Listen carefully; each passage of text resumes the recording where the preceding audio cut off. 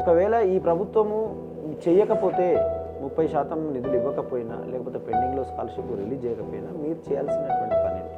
30% నిధులు కేటాయించకపోతే బడ్జెట్లో ఏఎస్ఎఫ్గా చలో అసెంబ్లీకి పిలుపునిస్తాం, ఎమ్మెల్యేలను మంత్రుల ఇండ్ల ముట్టడి చేస్తామని తెలియజేస్తున్నాం. రేవంత్ రెడ్డి గారు ఉస్మాన్ యూనివర్సిటీకి వచ్చి 1000 కోట్లు ప్రకటించారు. ఇప్పటికీ కూడా దాన్ని ఊసే ఎత్తడం లేదు. రాష్ట్ర ముఖ్యమంత్రి గారు హడావిడిగా వచ్చి 1000 కోట్లు మంజూరు చేస్తామని ఒక హామీ ఇచ్చిపోయారు, కానీ అది ఒక్క రూపాయి కూడా ఇప్పటికి నిధులు విడుదల చేసిన పరిస్థితి లేదు.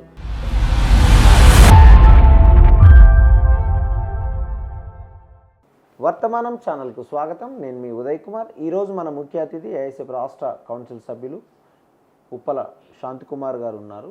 రేపు అసెంబ్లీ జరగబోతూ ఉన్నది, కానీ వీళ్ళు ప్రతి ఎమ్మెల్యేకు వినతి పత్రం ఇవ్వాలి, విద్యారంగానికి 30% నిధులు కేటాయించాలనేటువంటి ప్రత్యేకమైన అంశం తీసుకొని ఈ రాష్ట్రంలో ఉండేటువంటి ప్రతి నియోజకవర్గ ఎమ్మెల్యే దగ్గరికి వీళ్ళందరూ వెళ్తున్నటువంటి క్రమం.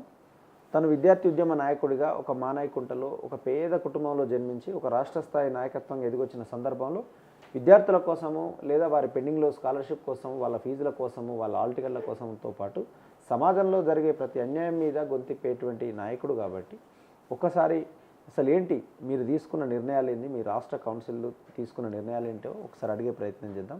నమస్కారం శాంతి గారు, ఎలా ఉన్నారు? నమస్కారం అన్న, బాగున్నాం. ఏంటి మీరు అందరికీ ఎమ్మెల్యేలకు వినతి పత్రాలు ఇస్తున్నారు, విద్యారంగానికి 30% నిధులు కేటాయించాలని? మీ సంఘం కూడా ప్రభుత్వంలో భాగస్వామ్యం కదా, భాగస్వామ్యం అయిందనుకున్నప్పుడు మీరు చెప్తే వాళ్ళు వింటారు కదా, మన రాష్ట్రంలో అన్ని పార్టీల ఎమ్మెల్యేలకు ఎందుకు వినతి పత్రాలు ఇవ్వాలి? మా పార్టీ రాష్ట్ర ప్రభుత్వంలో భాగస్వామ్యం అనేది కేవలం అది రాజకీయ సమీకరణాల నేపథ్యంలో అక్కడున్న పరిస్థితుల బట్టి ఎలక్షన్ టైంలో పొత్తులనే ఉంటాయి. కానీ ఈ రాష్ట్ర ప్రభుత్వం కానీ గత ప్రభుత్వంలో చూసుకున్నట్లయితే ఇప్పటివరకు 9,300 కోట్ల పైచీలకు పెండింగ్ స్కాలర్షిప్లు, ఫీజు రియంబర్స్మెంట్ ఉన్నాయి. అందుకోసమనే ఏఎస్ఎఫ్ రాష్ట్ర కౌన్సిల్గా 30% బడ్జెట్లో విద్యాశాఖకు 30% బడ్జెట్ కేటాయించాలని ఈరోజు రాష్ట్ర వ్యాప్తంగా ఉన్నటువంటి 119 ఎమ్మెల్యేలకు ఏఎస్ఎఫ్ జిల్లాల అన్ని 33 జిల్లాల ఆధ్వర్యంలో వినతి పత్రం అందజేయడం జరుగుతుంది.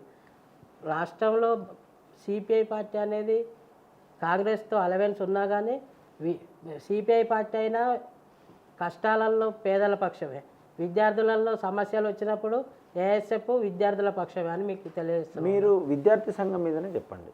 మీరు విద్యార్థి సంఘం అనేది ఇప్పుడు విద్యార్థి హక్కుల కోసం అంటుండ్రు. ఇప్పుడు ఈ గత ప్రభుత్వం ఏం చేసిందో మీ అందరికీ తెలుసు, 10 సంవత్సరాల పాలనలో. కాబట్టి ఇప్పుడు గత ప్రభుత్వము చేసిందా లేదా అని మీకు తెలిసినప్పుడు, ఇప్పుడున్న ప్రభుత్వం మీరు భాగస్వామ్యం అనుకున్నప్పుడు, ఒకవేళ ఈ ప్రభుత్వము చేయకపోతే 30% నిధులు ఇవ్వకపోయినా లేకపోతే పెండింగ్లో స్కాలర్షిప్ రిలీజ్ చేయకపోయినా మీరు చేయాల్సినటువంటి పని ఏంటి? ఇప్పుడు ప్రభుత్వం జరగబోయే అసెంబ్లీ సమావేశాలలో 30% నిధులు కేటాయించకపోతే మేము ఇప్పుడు సామరస్యంగా వినతి పత్రాలు అందజేసాం అందరు ఎమ్మెల్యేలకు. వారు ఒకలా 30% నిధులు కేటాయించకపోతే బడ్జెట్లో ఏఎస్ఎఫ్గా చలో అసెంబ్లీకి పిలుపునిస్తాం, ఎమ్మెల్యేలను మంత్రుల ఇండ్ల ముట్టడి చేస్తామని తెలియజేస్తున్నాం.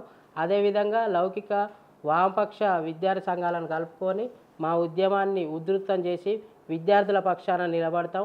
అదేవిధంగా రాష్ట్రంలో ఉన్న పెండింగ్ స్కాలర్షిప్లు, కాస్మోటిక్స్ ఛార్జీలు, మెస్ ఛార్జీలు కూడా పెంచినవని చెప్తున్నారు, కానీ అది ఎక్కడ విద్యార్థుల అకౌంట్లో పడ్డ పరిస్థితి లేదు ఈరోజు వరకు కూడా.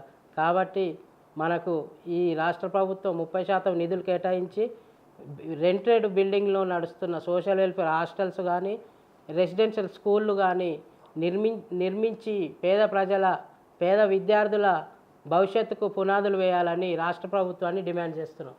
ఇదే నేపథ్యంలో ఒక రాష్ట్ర కౌన్సిల్ సభ్యుడిగా రేవంత్ రెడ్డి గారు ఉస్మాన్ యూనివర్సిటీకి వచ్చి 1000 కోట్లు ప్రకటించండు. ఇప్పటికీ కూడా దాన్ని ఊసే ఎత్తడం లేదు. మరి దీని పట్ల మీ విద్యార్థి నాయకత్వంగా మీరు చేయాల్సిన పని ఏంటి? ఉస్మానియా యూనివర్సిటీ రాష్ట్ర ముఖ్యమంత్రి గారు హడావిడిగా వచ్చి 1000 కోట్లు మంజూరు చేస్తామని ఒక హామీ ఇచ్చిపోయారు, కానీ అది ఒక్క రూపాయి కూడా ఇప్పటికి నిధులు విడుదల చేసిన పరిస్థితి లేదు. అక్కడున్న ఓయూ నాయకత్వం దీనిపైన రోజు ఎప్పటికప్పుడు అక్కడ ఏఎస్ఎఫ్ ఓయూగా ప్రశ్నిస్తున్నారు.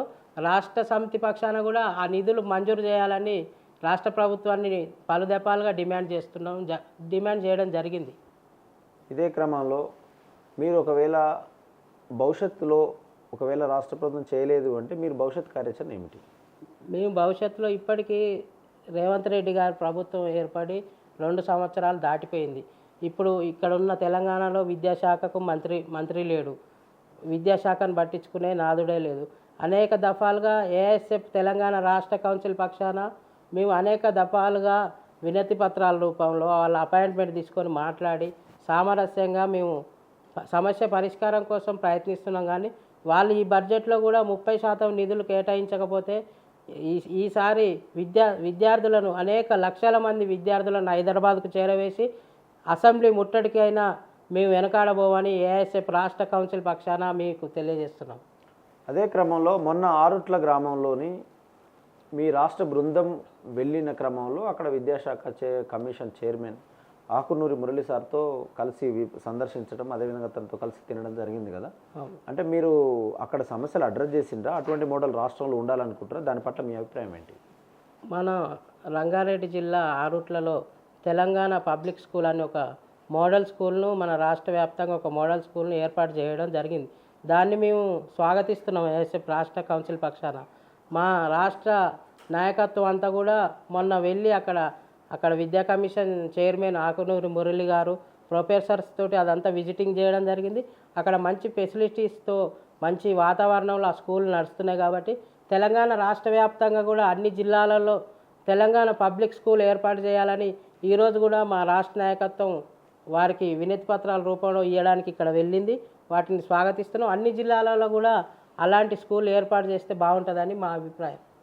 ఒక విద్యారంగం పైన మీకుండే కన్సర్న్ కావచ్చు, మీకున్నటువంటి త్యాగ పోరాటం, మీ సంఘానికి ఉన్న చరిత్ర కావచ్చు, అదే నేపథ్యంలో ఇప్పుడు మీ పార్టీ కూడా ఈ రాష్ట్ర ప్రభుత్వానికి భాగస్వామ్యం ఉంది. కాబట్టి ఒకవేళ మీరు బలమైన ఉద్యమాలు నిర్మిస్తే మీ రాష్ట్ర పార్టీ ఉద్యమాలు నిర్మించొద్దు, మనం ప్రభుత్వంలో భాగస్వామ్యం అని చెప్తే దాని పట్ల మీ అభిప్రాయం ఏంటి? మా పార్టీ ఎప్పుడు కూడా మీరు ప్రభుత్వానికి వ్యతిరేకంగా పనిచేయొద్దని ఏనాడు చెప్పలేదు. మన ఏఎస్ఎఫ్ అనేది ఇండిపెండెంట్ విద్యార్థి సంఘం. పార్టీ పొత్తులు ఉండవచ్చు, అది రాజకీయాల నేపథ్యంలో పొత్తు ఉంటుంది. కానీ మేము ఏఎస్ఎఫ్ ఎప్పుడు కూడా విద్యార్థుల పక్షం. మా పార్టీ నాయకత్వం కానీ మా పార్టీ నిర్మాణ బాధ్యులు కానీ ఎవరు కూడా మాకు ప్రభుత్వానికి వ్యతిరేకంగా పనిచేయొద్దని ఎవరు చెప్పడం లేదు. ఎందుకంటే మనది ఇండిపెండెంట్ ఆర్గనైజేషన్ ఏఎస్ఎఫ్. అఖిల భారత విద్యార్థి సమాఖ్య స్వాతంత్ర ఉద్యమంలో పాల్గొన్న ఏకైక విద్యార్థి సంఘం ఏఎస్ఎఫ్. కాబట్టి అలాంటి ఆంక్షలు మాకు ఏం లేవు. గతంలో కేసీఆర్ ప్రభుత్వంలో వాళ్ళ మునుగోడులో సిపిఐ పొత్తున్నా కానీ మన విద్యార్థి ఉస్మానియా విద్యార్థి నాయకుడు ఉదయన్న లాంటి వారు కేసీఆర్ గద్దె దించడంలో ప్రముఖ పాత్ర వహించారు. వాళ్ళు మాకు ఏ పార్టీతోటి పొత్తులున్నా లేకున్నా మనం వెనకాడే సమస్య ఉండదు. విద్యార్థుల పక్షాన నిలబడ్డ సంఘం ఏఎస్ఎఫ్. విద్యార్థుల కోసమే పుట్టింది, విద్యార్థుల పక్షాన్నే పోరాడుతుంది. ఇదే క్రమంలో మీరు ఏఎస్ఎఫ్ నమ్ముకుంటే రేపు భవిష్యత్తులో ఎమ్మెల్యేలు ఎంపీలు కావడానికి అవకాశం ఉందా? దీని పట్ల మీ స్పందన? ఏఎస్ఎఫ్ నమ్ముకుంటే ఎమ్మెల్యేలు ఎమ్మెల్సీలు అవుతారా అంటే అవకాశాలు వస్తే అవుతారు. గతంలో ఎంతోమంది ఏఎస్ఎఫ్లో పనిచేసిన వారు ఎమ్మెల్యేలు ఎంపీలు అయిన సందర్భాలు ఉన్నాయి. ఏఎస్ఎఫ్ అనేది మంచి రాజకీయ లక్షణాలు, మంచి భవిష్యత్తుకు పునాదులు వేస్తుంది ఏఎస్ఎఫ్ అనే విద్యార్థి సంఘం. ఏఎస్ఎఫ్ అనేది మంచి నాయకులను తయారు చేస్తుంది. అందరూ కూడా ఏఎస్ఎఫ్ నాయకత్వం బలమైన నాయకత్వాన్ని ఇప్పటికీ రాష్ట్రానికి ఇచ్చిందని నేను గర్వంగా తెలియజేస్తున్నాను. మేము పిలవగానే విచ్చేసి మీ అమూల్యమైనటువంటి అభిప్రాయాలు చెప్పినందుకు గాను మీకు ప్రత్యేకమైనటువంటి ధన్యవాదాలు తెలియజేస్తూ ఈ చర్చా సంవాద కార్యక్రమాన్ని ఇంతటితో ముగిస్తున్నాం. నమస్కారం. నమస్కారం. Thank you. వెల్కమ్. లైక్ చేయండి, షేర్ చేయండి. వర్తమానం న్యూస్